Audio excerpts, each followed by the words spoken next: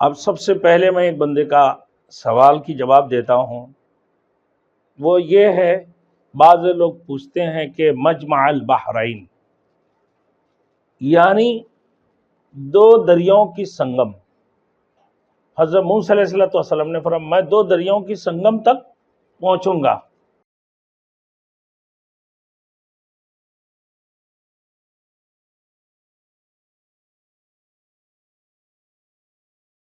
Thanks for watching. Don't forget to like, comment, share and subscribe to Maulana Habibullah Rouhani Official.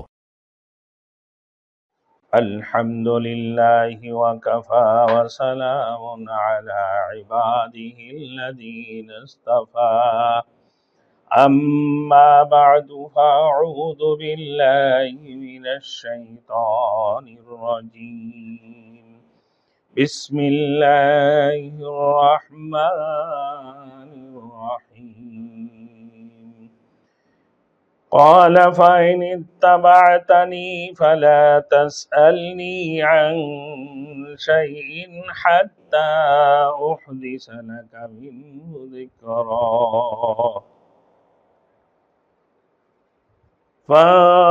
فانطلقا حتى إذا ركبا في السفينة خرقها قال خرقتها لتغرق أهلها لقد جئت شيئا نمرا صدق اللہ المولانا العظیم۔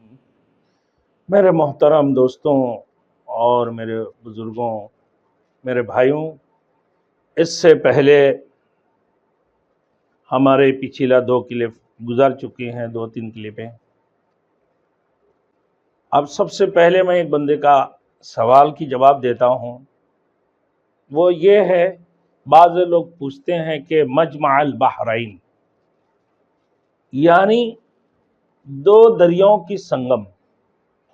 حضرت موسیٰ علیہ السلام نے فرمایا میں دو دریاؤں کی سنگم تک پہنچوں گا۔ تو میرے دوستوں، وہ مجمع البحرین کس کو کہا؟ اس میں 4 قول ہے، 4 باتیں ہیں۔ بعض نے کہا کہ مجمع البحرین کا مطلب کہ دریائے روم اور دریائے فارس۔ بعض لوگوں نے اشکال کیا کہ بھائی دریائے روم اور دریائے فارس دونوں میں تو کافی خشکی ہے، کافی حد تک اس کے ساتھ کوئی انسیتیں نہیں ہیں، دونوں خشکی ہے، دونوں کے درمیان بہت لمبے خشکی ہے، یہ کیسے ہو سکتا ہے؟ اور پھر بعض نے کہا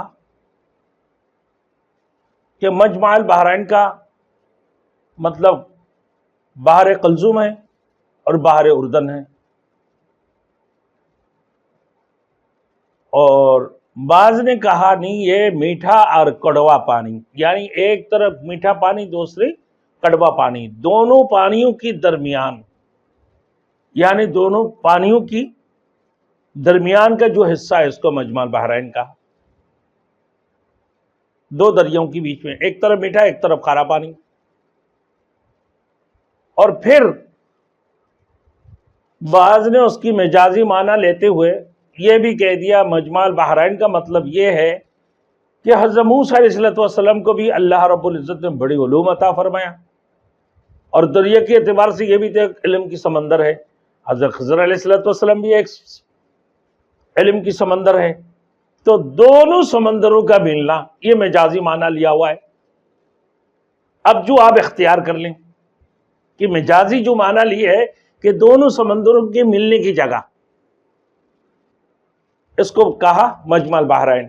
اب بات یہ بھی ہے کیونکہ اللہ نے جب فرما دی، اللہ نے فرما دیا ہے، اللہ رب العزت نے، کہ دونوں دریاؤں کی سنگم پر، اور وہ مچھلی جہاں گم ہو جائیں گے، تو مچھلی کہاں؟ دریاؤں میں، دریا میں جو گم ہوئے، اور جب مچھلی چلے تھے اس کی سرانگیں بنے ہوئے تھے بدستور۔ تو پھر جو مجازی معنی لی ہے تو وہ بہتر سمجھتے ہیں کہ بھئی کس انداز سے ان لوگوں نے مجازی معنی لی ہے۔ بہرحال